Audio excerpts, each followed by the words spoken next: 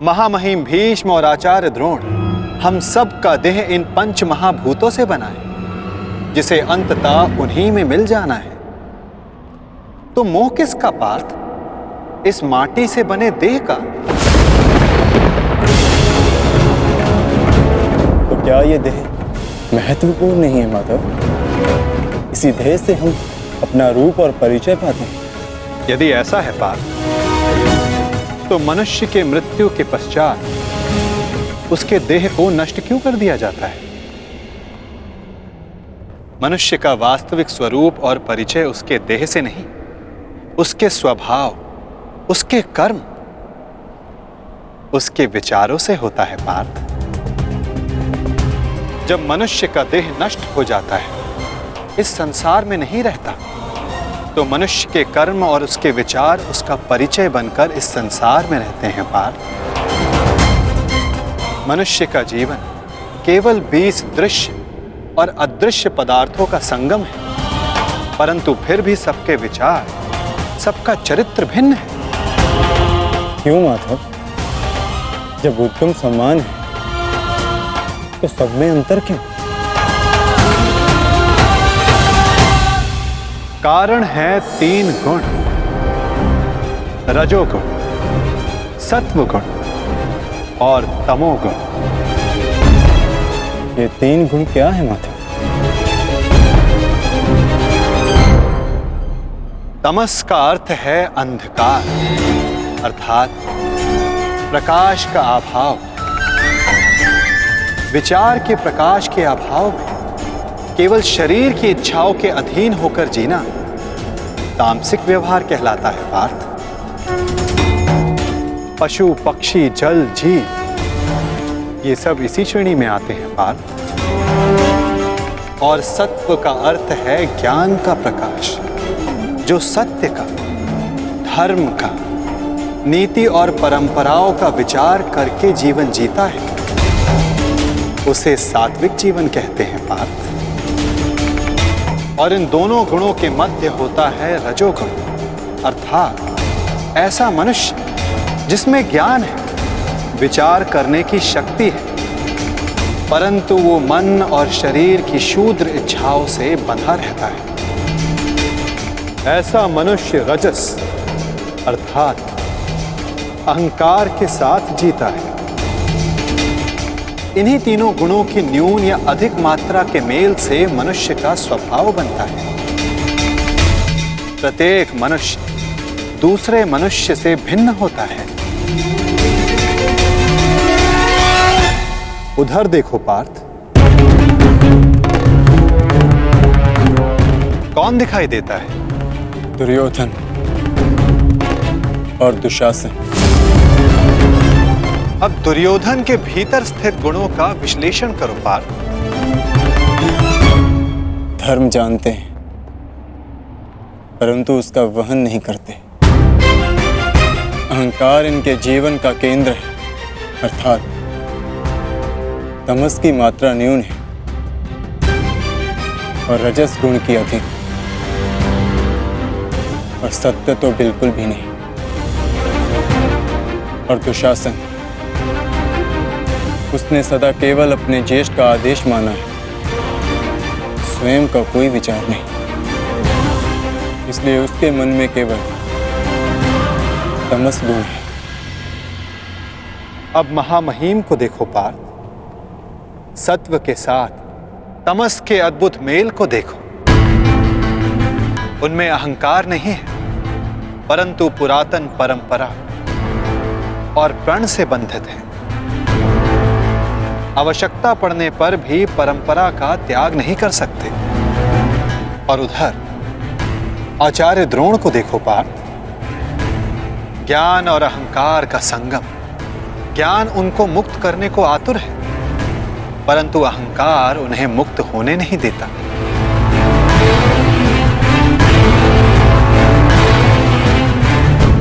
परंतु माधव, यदि मनुष्य का स्वभाव इन गुणों के मेल से आकार पाता है, तब तो उसका व्यवहार जन्म से ही निश्चित होता है ना। सिंह का गुण है कि वो मृग का आखेट करेगा ही, भयभीत करेगा ही। उसी प्रकार मृग का भी गुण है कि उसे सिंह से भयभीत होना ही है। यदि किसी का अपराधी और अधर्मी होना निश्चित है, तो फिर हम क्यों किसी के कर्मों की प्रशंसा करते हैं? क्यों हम किसी को अपराधी मानकर उसे दंड देते हैं? क्या आवश्यकता है किसी के नाश की? क्या आवश्यकता है किसी के प्रतिकार की? उत्तम प्रश्न है पार्थ, परंतु मनुष्य का कर्म जानने से पूर्व यह समझ लेना आवश्यक है कि मनुष्य वास्तव में है क्या। क्या मनुष्य केवल पंच महाभूतों का मेल है?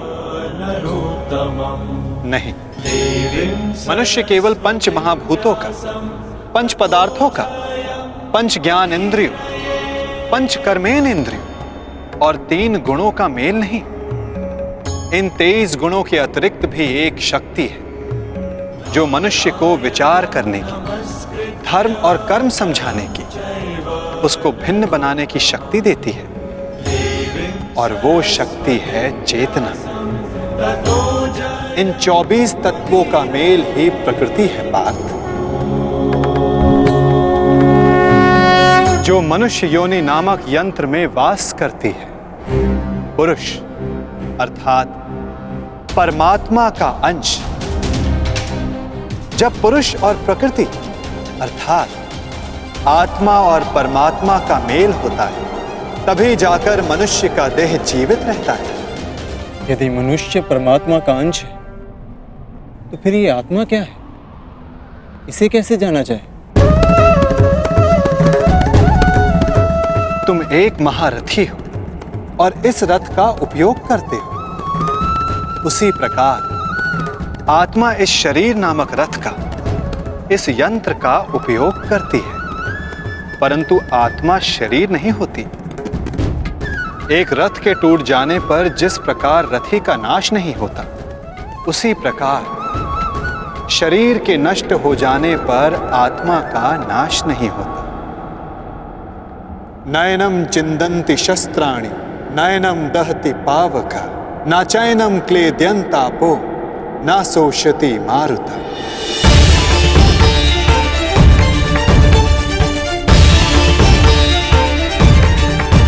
आत्मा को ना कोई शस्त्र छेद सकता है, ना अग्नि उसे जला सकती है, ना जल उसे डुबो सकता है, ना वायु आत्मा को सुखा सकती है। आत्मा अजर है, आत्मा अमर है, अमर है, अमर है, अमर है। आत्मा शरीर से जुड़े होने के पश्चात भी वो शरीर से अलग है।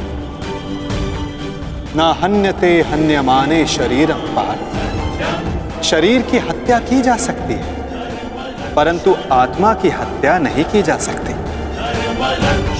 वो अचल है, स्थिर है, वो सनातन है, सर्वव्यापी है।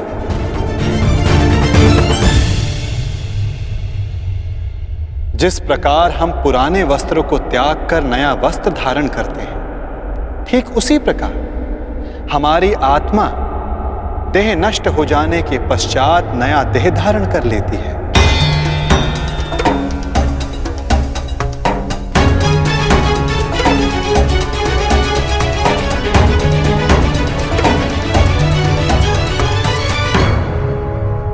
परंतु स्वयं को देह ना जानकर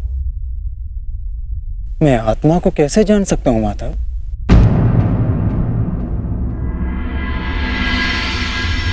पार्थ, इसमें कुछ असंभव नहीं। एक दृष्टिहीन व्यक्ति संसार को अपनी मन की दृष्टि से देखता है। बोलने में असक्षम व्यक्ति प्रयास करके अपने संकेतों से संसार को समझाता है। जिनके हाथ पांव नहीं होते, वो भी पुरुषार्थ करते हैं। तो आत्मा को जानना भी इतना कठिन कार्य नहीं है पार्थ।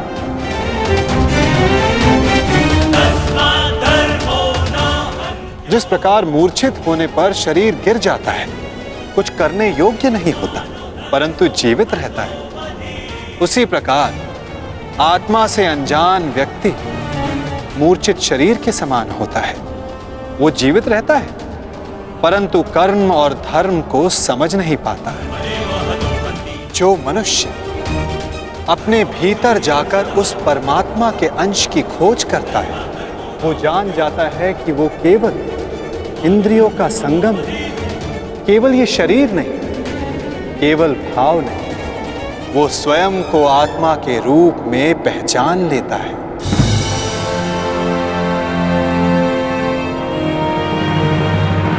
पर ब्रह्म विभाजित होकर पुरुष और प्रकृति बने पार्थ। फिर प्रकृति की प्रत्येक वस्तु में आत्मा का वास हुआ। प्रकृति यानी मनुष्य का शरीर जब वो मोह और अंधकार से घिर जाता है, तब वो अपनी चेतना को खो देता है। तब उस मोह निद्रा को तोड़कर अपनी चेतना को जगाना, स्वयं को परमात्मा का भाग जानना, यही आत्मा का कार्य है, यही उसका उद्देश्य है पार्थ। यदि हर आत्मा परमात्मा का अंश है, तो फिर ये प्रगति और अवगति, नाश और उत्थान, पाप और धर्म, ये सब परमात्मा स्वयं कर रहे हैं। नहीं पार्थ, ये मनुष्य की चेतना और आत्मा करती है। जिस प्रकार कीचड़ से घिरा रत्न अपनी चमक खो देता है, जिस प्रकार मेघों से घिरा सूर्य अपना प्रकाश खो देता है, वैसे ही प्रकृति के 24 तत्वों से घिरी आत्मा ये भूल जाती है कि वो परमात्मा का अंश है। उसे लगता है कि ये देह ही सब कुछ है, देह के अतिरिक्त भी उसका कोई अस्तित्व है, इसका उसे भान ही नहीं रहता। वो केवल देह की संवेदना को ही ज्ञान मानती है।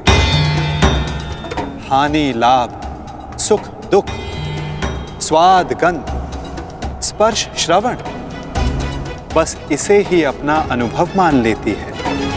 वो पाप करती है जो आत्मा परिवर्तन का प्रयत्न नहीं करती, जो अधर्म करते रहती है। उसको जागरूक करने के लिए दंड देना अनिवार्य होता है पार्थ। उसके जागरण के लिए युद्ध अनिवार्य होता है।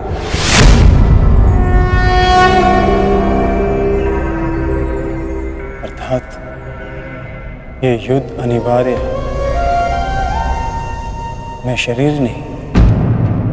हाँ पार्थ, तुम भी ये शरीर नहीं, तुम भी आत्मा हो। और इस युद्ध भूमि में खड़ा प्रत्येक योद्धा वैसा नहीं जैसा तुम उसे जानते हो।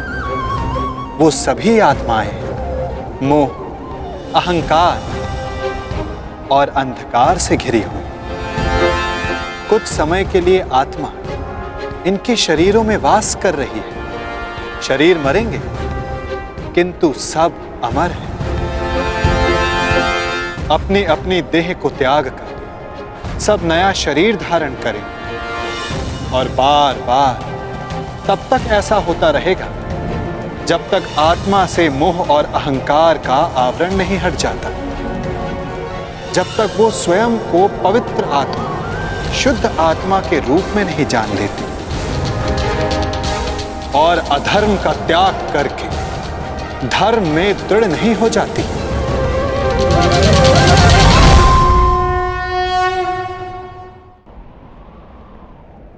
ब्रह्म विद्या का पहला पाठ यही है पार्थ।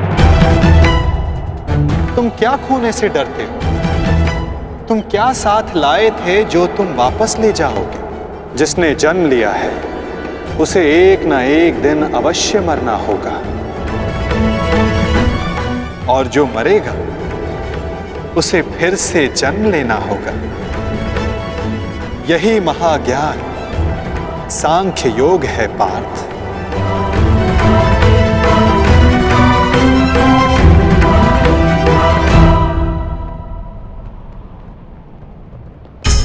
जब मनुष्य स्वयं को परमात्मा के अंश के रूप में जान लेता है, तब उसे ज्ञात हो जाता है कि सृष्टि ही परमात्मा है और परमात्मा ही सृष्टि है। सृष्टि और परमात्मा में कोई भेद नहीं। तब वो अन्य प्राणियों के प्रति कठोर और निर्दयी नहीं होता पार्थ। यदि जीभा दांतों से कट जाए तो पीड़ा केवल जीभा को नहीं होती, समग्र शरीर उसकी पीड़ा अनुभव करता है। ठीक उसी प्रकार स्वयं को आत्मा के रूप में जानने वाला सारे संसार की पीड़ा को स्वयं अनुभव करता है और उनके सुख में आनंद भी मनाता है। पार्थ, जब तक इस संसार में एक भी मनुष्य को पीड़ा है, तब तक वास्तव में किसी का भी सुख संपूर्ण नहीं होता। और इस सत्य को जानकर मनुष्य का हृदय, मनुष्य का मन करुणा से भर जाता है। करुणा ही धर्म है पार्थ। जिस मनुष्य पर तमस गुण छाया होता है वो निर्दयी, कठोर और स्वार्थी होता है। वो अपने सुख के लिए दूसरों को दुख देता है, परमात्मा की ओर गति नहीं करता। अर्थात परमात्मा से दूर ले जाने वाले मार्ग का नाम अधर्म है पार्थ।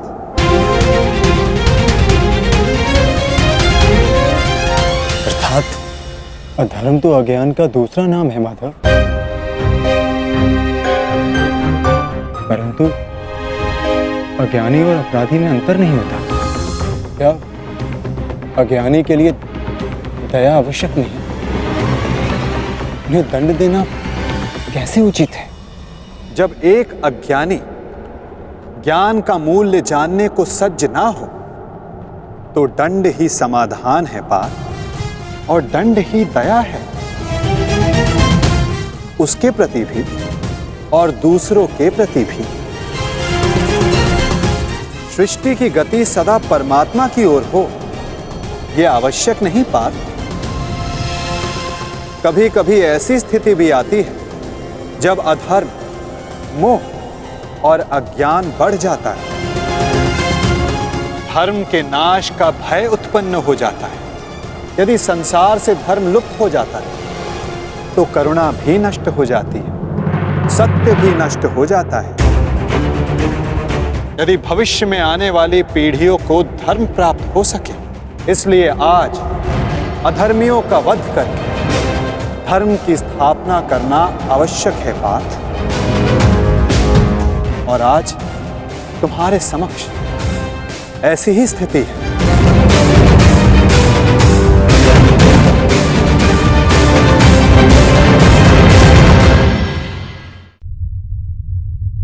और धर्म स्थापना का कर्तव्य तुम्हारा है पार्थ। अपनी निर्बलता त्यागो पार्थ और युद्ध के लिए सज्ज हो जाओ।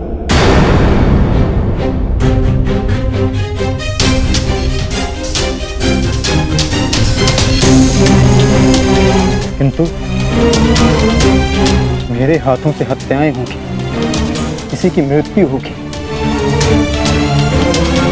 क्या मेरे भीतर की करुणा का नाश नहीं हो जाएगा माधव? यदि करुणा ही धर्म का आधार है तो फिर मेरी आत्मा तो अधर्मी बन जाएगी माधव। कर्म का बंधन अवश्य निर्मित होता है, परंतु कार्य का बंधन निर्मित नहीं होता पार्थ। प्रत्येक कर्म कार्य होता है पार्थ, परंतु प्रत्येक कार्य कर्म नहीं होता। कर्म उस कार्य को कहते हैं जब मनुष्य उस कार्य से फल की इच्छा रखता है। जब भी मनुष्य धन, संपत्ति, प्रशंसा के लिए कार्य करता है, उस कार्य से फल की आशा रखता है, तब वो उस फल में बंध जाता है और इसी कारण उसे बार बार जन्म लेना पड़ता है पार्थ।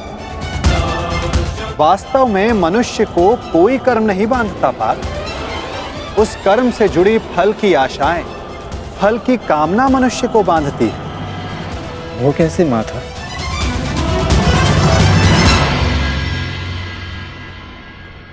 यदि तुम्हें इस युद्ध में विजयी होने की आशा है तो पराजित होने पर तुम्हें भीषण दुख होगा पार्थ। वो दुख तुमसे कुकर्म करवाएगा और उसके फल के लिए तुम्हें दूसरा जन्म लेना होगा। और यदि तुम्हें विजय प्राप्त हुई तो वो तुम्हारा अहंकार बढ़ाएगा और उस अहंकार से तुम्हें विश्व विजयी बनाएगा, हत्याएं करवाएगा। उसका पाप तुम्हें बांधेगा पार्थ। तनिक विचार करो पार्थ, यदि इस युद्ध में तुम विजय होने का मोह त्याग दो, पराजित होने का भय त्याग दो, तो बताओ पार्थ, इस युद्ध के पश्चात तुम्हें दुख प्राप्त होगा या सुख?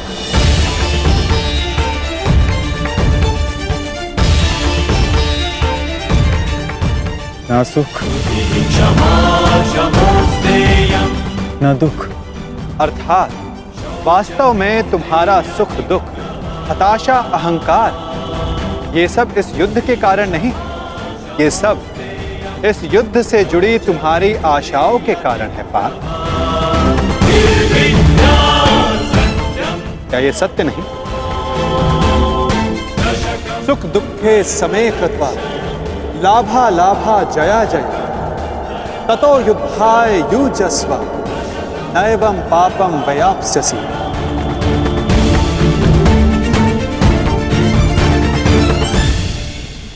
पार्थ, सुख और दुख को समान मानकर हानि और लाभ का विचार किए बिना यदि तुम ये युद्ध करोगे पार्थ, तो तुम पाप के भोगी नहीं बनोगे।